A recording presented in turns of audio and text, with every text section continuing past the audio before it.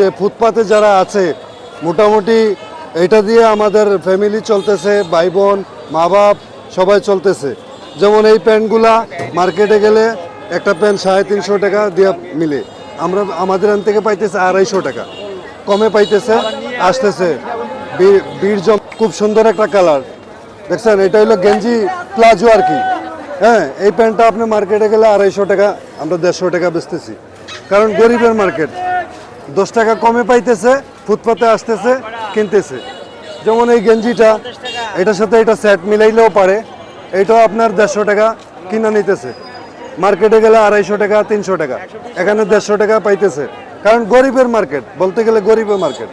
মোটামুটি আছে এখনো, মানে মোটামুটি আর কি কিনো মতন চলতেছে। 18 রোজার পরে গিয়া যদি বিক্রি বাড়ে আর কি, এখন মানে মোটামুটি খরচটা চলতেছে আর কি।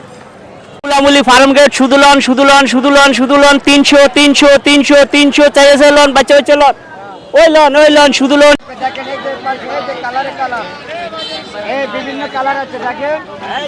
এই ভাইরা ভাইরা ভাইরা